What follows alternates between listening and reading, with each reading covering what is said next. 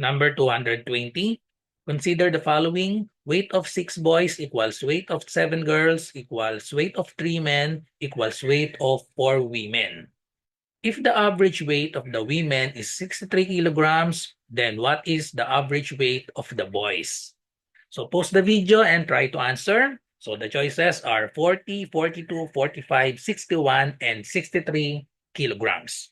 Okay, so we will just use the formula for average. Formula for average is equal to the sum of all scores. So in this problem, the scores are the weight, okay, over the total number of scores, okay? So equal to the total number of scores. In symbol, this is equal to, symbol for average is x bar, equals sum of all scores, that is the summation of x over the total number of scores is n. Okay?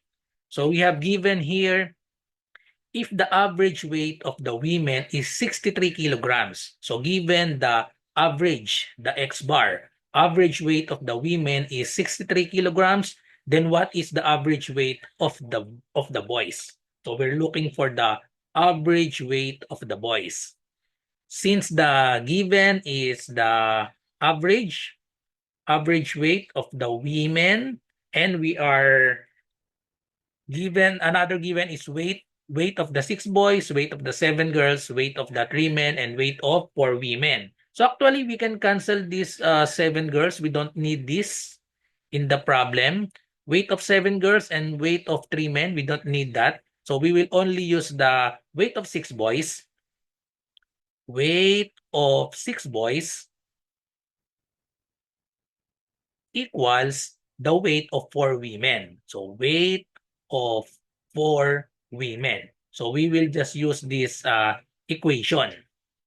And then we will solve the average here. So we're looking for the average. So we solve the summation of x, the total.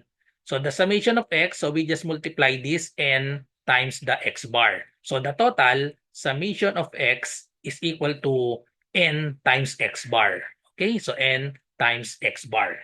So we will just substitute this because the given weight of 6 boys, that is the summation of x, or the sum of all scores. Okay, so summation of x, so sum of the 6 boys, weight of 6 boys, and then for the right side, the sum of the weight of the 4 women. Okay, so we substitute the formula.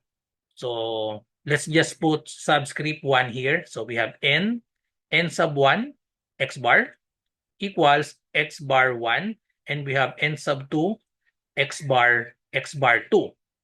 So n sub 1 will be the 6 boys, and then x bar 1, so we're looking for this. The question is, what is the average weight of the 6 boys? So we are looking for this, the average. Okay, so the average, so we have x bar sub 1 equals n sub 2, that will be the 4 women, and then x sub 2, so that is the given weight. The average weight of 6 women is 63 kilograms. So we have times 63. Okay, so just solve for x bar sub 1. So divide both sides by 6. Okay, so let us simplify first. We can reduce lowest term 4 and 6. So we can divide both by 2. So divide both by 2, 4 will become 2. 6 divided by 2, that will be 3. And then 63 divided by 3, that is exactly equal to 21. Okay, so therefore, the mean of the boys is 2 times 63 divided by 3, that is 21. So when we multiply that, 2 times 21, that is equal to 42. So therefore, the average, or the average weight of the boys is 42. So the correct answer is letter B. Follow me for more content like this. Sa mga nagre-review para sa civil service exam, pwede po kayong mag-join sa aking review. Meron po tayong review para sa Math and Logic via Zoom for only 50 pesos. So ano yung mga kasama dyan sa 50 pesos? Meron tayong 10 sessions, February 10 to 19, 2025, 7 p.m. onwards. So more or less mga 2 hours po yung bawat session natin. 10 sessions po yan, 10 to 19, 7 p.m. Okay, so meron tayong GC at exclusive FB group. Meron tayong Google Forms practice test. Sessions are recorded para kapag hindi kayo naka-attend, mapapanood nyo pa, i-upload ko po yan sa exclusive FB group natin. Okay, so ang session natin, math and logic lang, but we'll share a reviewer on other subjects.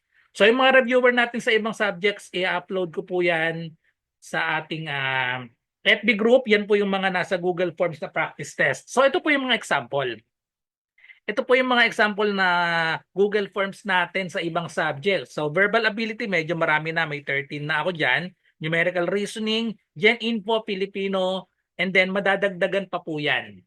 Okay, so bago mag-February 10 ay marami pa pong madadagdag dito ng mga Google Forms. At meron din akong mga reviewer yung kumpleto. So meron akong at least 2 sets mag-a-upload ako dito ng Google Form na kumpleto, 100 plus items yon yung kumpleto. Okay, so ano pang inaantay nyo? I-DM nyo na po ako sa aking messenger RJ Enseñado. Okay, so para malinaw po ha, ang 50 pesos po ay para sa 10 sessions na. So i-divide nyo sa 10, lumalabas 5 pesos lang per session. Okay, so PM nyo lang po ako para maka-join kayo.